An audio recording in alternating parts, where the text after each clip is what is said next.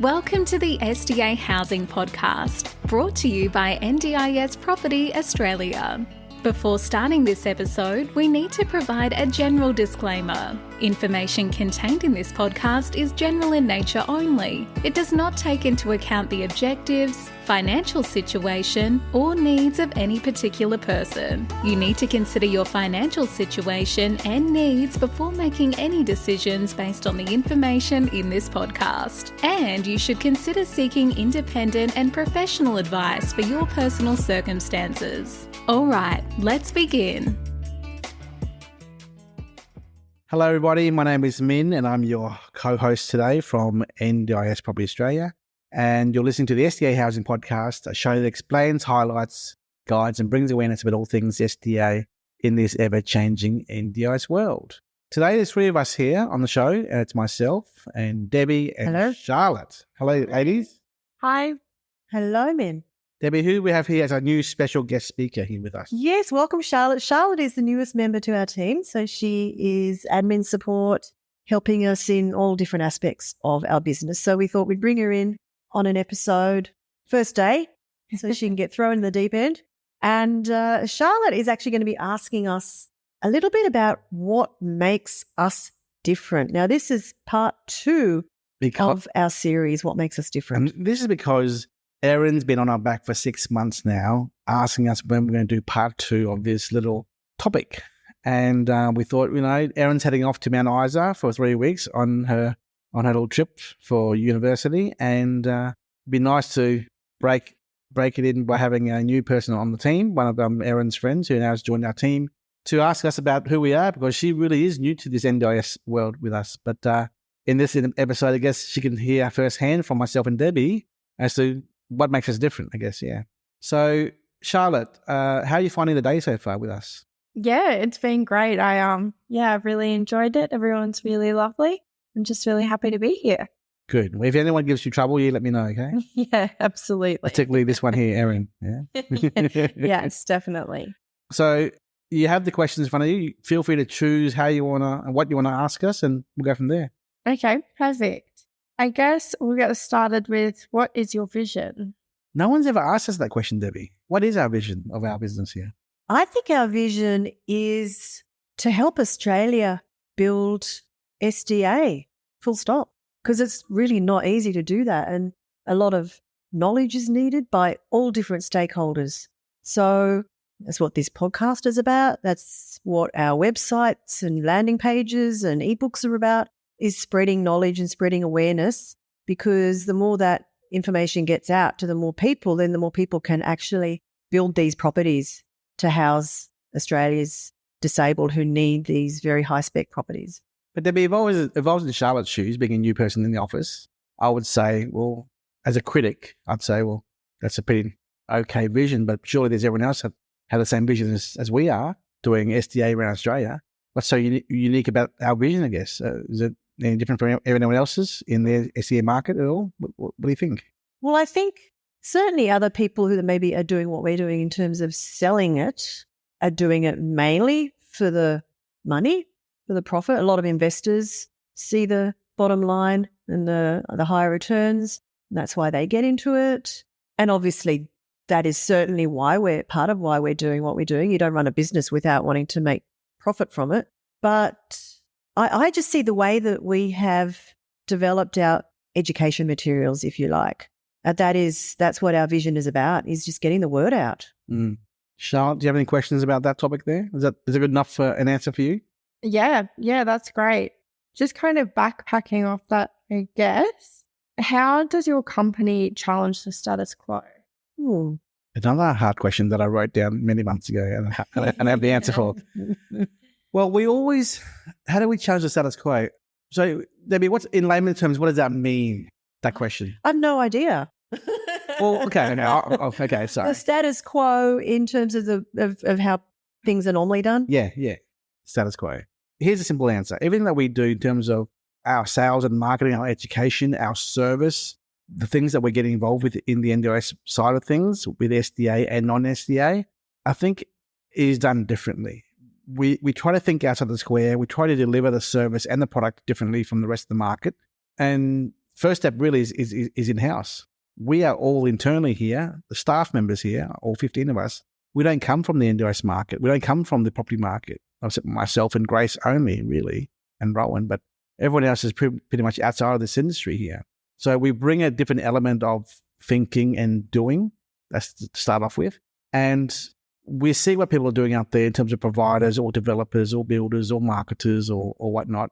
And we try to think differently and do differently, meaning how can we do this differently that's more effective so that there's more product, SDA product in the marketplace for consumers being the participants and their families, and also for the investors as well. So does that answer the question, how are we trying to do it differently, Debbie? Yeah, and I think I'd like to add that I guess when we started on this, we realised that the whole SDA world was a little bit of a kind of a closed club, and people were a little bit secretive and they weren't collaborating with other stakeholders in the industry. So I guess that's also how we challenge it. We do try to bring everyone together and help and build those collaborations. Yeah. If someone reaches out to us for help, we'll help them where we can. Mm. We won't ask for anything back. We believe in helping and sharing and collaborating. And I think that's what people have come back to us with. They say you guys are the best in terms of customer service. You don't ask for anything in return. And we try to do our best to help out where we can. I think, Charlotte, if that's a good enough answer, Charlotte, I mean, we try to help where we can, whoever we can, and we don't ask for anything back in return. That's our status quo, the challenge of our status quo out there. Yeah. Yeah. Amazing. What are your feasibilities? Okay. So I guess this is in terms of information that we provide to potential investors. We go really in depth in providing the outcomes that they could receive, all the different versions of financial outcomes that they could receive from their investment. And I don't know that other sellers are doing this to the same degree. Other groups that do a very basic feasibility presentation with, if this is a 4-bedroom house and there's just 3 HPSs in this house, the gross return is this number and the net return is this number. Very simplistic in that point of view, Debbie. Yeah, and we will give them all the different, not all of the different, because there's just too many variables in terms of the funding levels, but we'll give them, 8 or 10 different examples of what it could look like based on different tenancy mixes and taking into account a lot more as well as just the income, but all of the different outgoings, all the way down to their low repayments. So just giving them a real broad overall picture. Myself and Jess did a podcast about a month and a half, 2 months ago. What episode number was that? Do you remember? 126, I believe. Yeah, so if you want to check out the feasibility topic, go back to that topic there. Okay, and if you are talking to our office, Jess and Matt and myself will be normally talking to investors and presenting feasibility spreadsheets as well. So that's where we get really involved in that. So that's also a differentiating factor with our service. We really get involved with the numbers there. Yeah. So that is a feasibility topic there, Charlotte. And you can always, people can always listen more to that other old podcast there. Yeah. Yeah. Amazing. How is your conservative approach? Well, following on from the topic of feasibilities, we really let people know that our approach towards advice and implementation is based upon very conservative outcomes for the investor. And Debbie, don't you agree that that's probably the best way to go in terms of talking to investors who are putting out so much money to invest in a property? Yeah, absolutely. Because they generally, the investors come to us, they've heard the big returns, they want to know how they can get that. They want to be achieving 15% gross, a high net. And from the outset, we'll say to them, look, that's pretty unrealistic. We take a much more conservative approach to this, and this is what we believe you would be more likely to be getting. So look, it's a really a major part of our sales process with any investors is educating them on the realities of it, I guess. And then also, Charlotte, a lot of people do come to us with blocks of land in areas that we may not be active in, and we'll do our best to give them some free advice or direction as to who they should talk to in terms of designers, architects and providers, both care providers and housing providers, to give more feedback to them as they will be on the ground, those different connections we have. So, we try to lower the expectations, if you will, to give them more of a realistic outcome for their investment if they do go down this path. Yeah. Yeah, absolutely. I guess just on that, do you want to go into further, I guess, about your honesty with your customers? Well, I guess being conservative is being honest. It's. I would even say that's almost the same thing here, Charlotte. Yeah. Debbie, do you have anything to add on that topic? Yeah, no, totally. We tell it like it is. And I guess that would go into then maintaining the integrity of your company and the customers. Definitely. I mean, that is what we're about, is being open, is being transparent, is being honest, is being conservative. And I think that comes across when people do speak to us. And that's why they come back to us to ask more questions, because they know that they're going to get a real answer. They're not going to have someone selling them a whole lot of bullcrap. There was a gentleman by the name of Ayub, a client from Sydney. Hi, Ayub. Hello, Ayub. I know you're listening. And he wanted to go into Mandurah in Perth. And I was telling him, listen to the podcast. We did a provider collaboration with Debbie and them about Mandurah, and it was overbuilt. There's the supply coming in. And then I also did our own homework, Debbie, that you and I did with another developer who's talked to us as well, who's doing a lot around Perth. And they gave us their numbers as well. And I went back to this client, Ayub. I said to him, mate, not only has the report say it and the provider saying it, but we also have inside goss from other developers who have this information. Like, we know it's not the place to go to. Why are you so insistent on listening to this other person, this other marketer, as to why you should be buying a cheap, out of suburb property in Perth? After a month and a half or so, he finally found out from other sources to go there as well. So, and I said to him after all this time, I said, we don't want you to burn your money and blow it on a dud deal. We're not after a sale here. We want you to make sure that you do your homework and you're comfortable. And then you do your homework. We do your homework for you as well. So we're very honest with that, and we're very conservative. So they go hand in hand. Honesty and conservativeness goes hand in hand, I guess. Yeah. And integrity. And I guess that's what it's all about. We don't want to have one of our investors end up with a property that they can't tenant, that they're not going to make any money off. And I want to say to everyone out there who's listening, there are a lot of people in that boat around Australia who were sold a dream and bought in a cheap location somewhere in Australia, and now they can't tenant those houses for whatever reason, right? And I just be careful. This is a complex transaction, and you got to do your homework, and don't believe everything whatever else says out there to you. Yep. What are your vetting processes like? Well, I guess firstly we vet the builders and developers that we work with. We talk to other people about those said builders and developers, because this is a small sector. Everyone knows everyone else pretty much. And if someone is asking questions about another company and we've never heard of them and no one else has heard of them, then we got to question, well, why would be mindful of them being a startup business? So what's the question again? I forgot the question.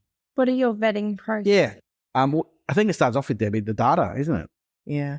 The NDIS data to begin with, and then digging into that and plus flying more data where we can, and engaging other providers who may have data, grassroots data being on the ground there in those locations, because there's always so much information out there that we don't have access to, and neither does everyone else. And if we can get more data, more information, buying it, researching it, investing our time and effort into it, it gives us more insight into the possibilities of a certain area for vetting. Yeah. So we want to vet the area, vet the builders, vet the providers, vet the actual participants in the area who may have funding already or about to get funding.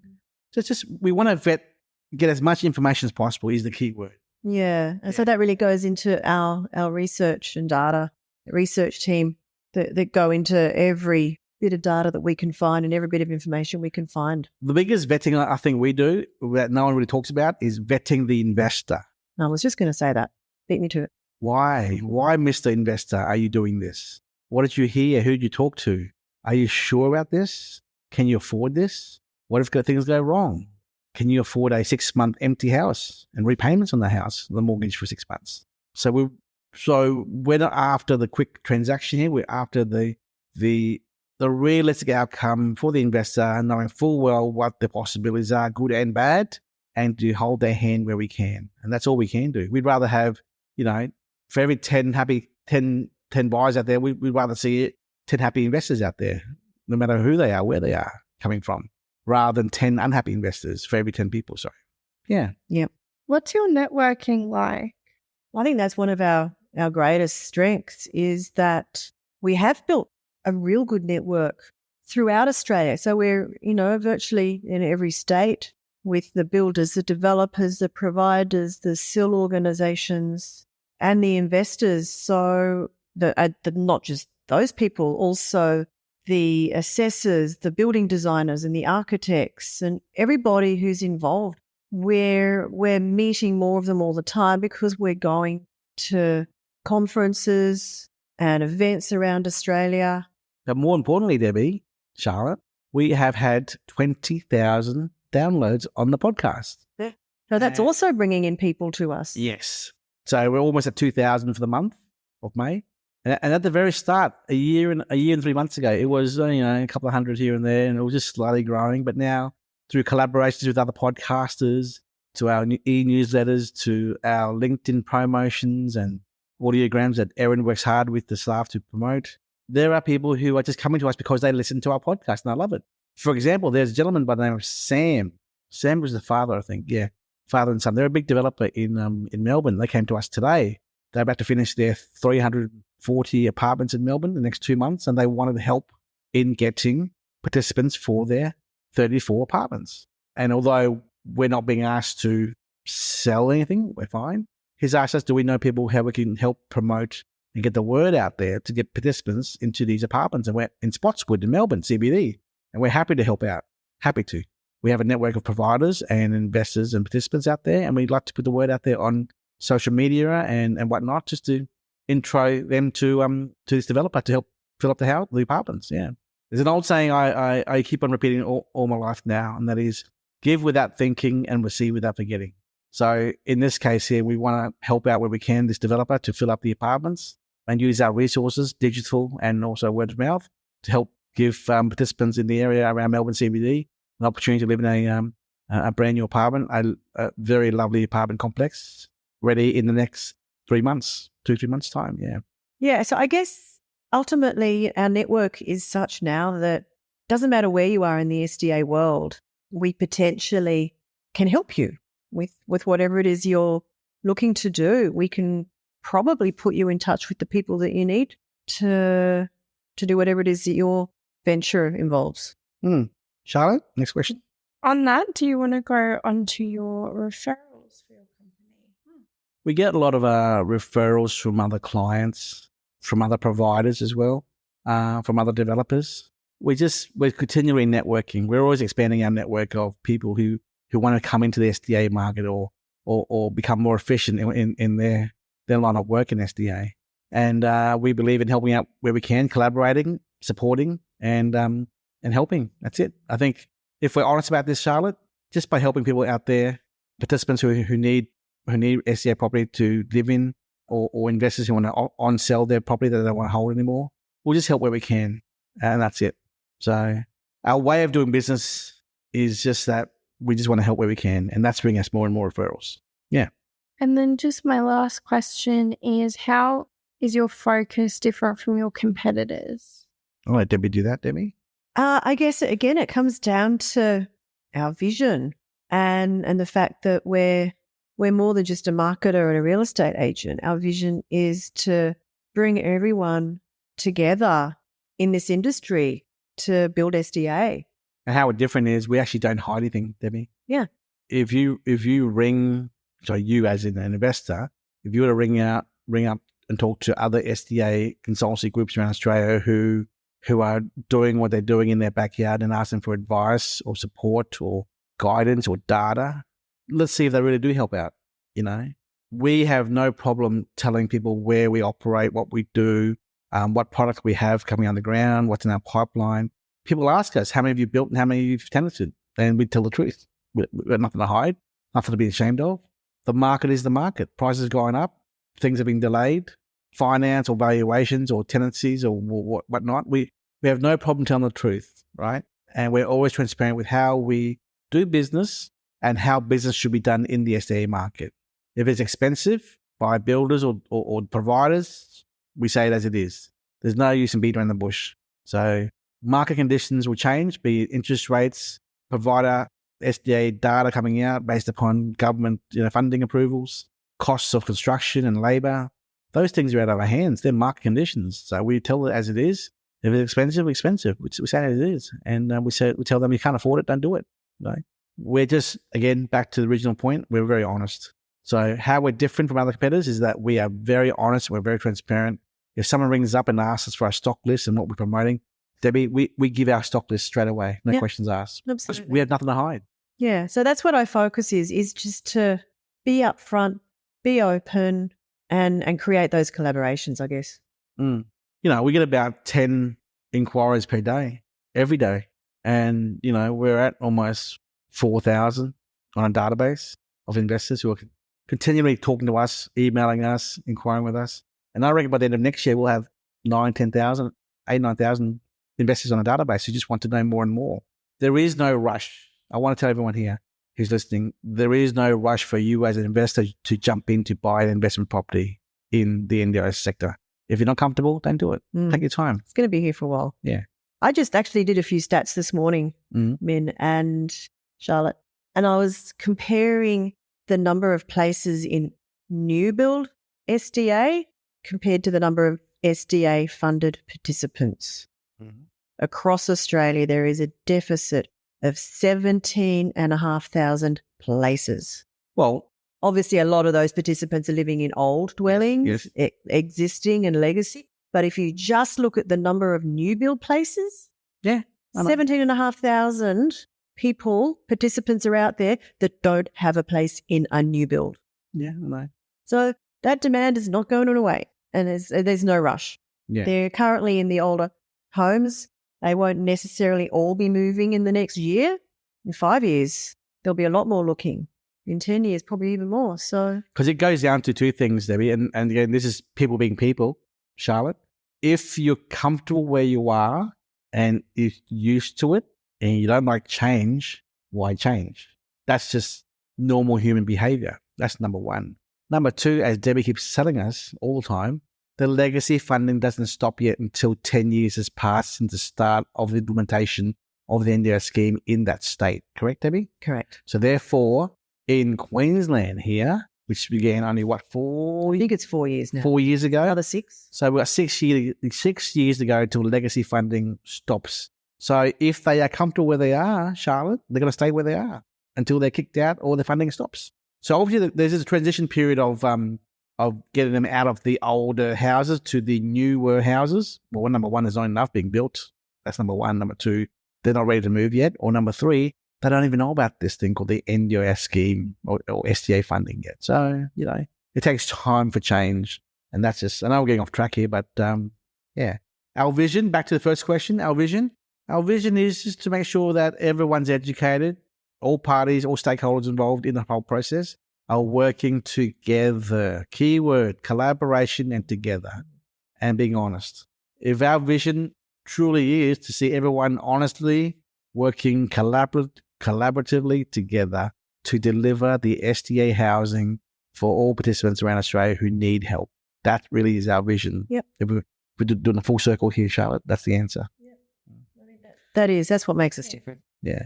Charlotte, I hope that our answers have answered your questions. Giving you a bit of insight into us. Yeah. Yeah, absolutely. It's given me a lot more insight into your company, what you guys do. Great. We hope you can stay on board for the long term, and be part of what we're doing overall around Australia with the delivery of all this housing for people who are disabled. Yeah, absolutely. I'd love to. Yeah. And to our listeners, hope that, this clarified a few things for you as well as to who we are and what we do. And by the way, one last thing, we're not a provider, okay?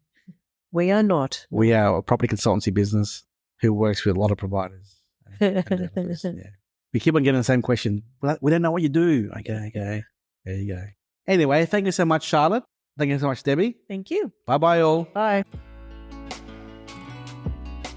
We hope you enjoyed this episode. Please make sure you are subscribed and following us so you can keep in the loop with all of our upcoming episodes. We would really appreciate it if you could leave us a 5-star rating, a written review, and to share this podcast with those that could benefit. Until next time, catch you on the next episode.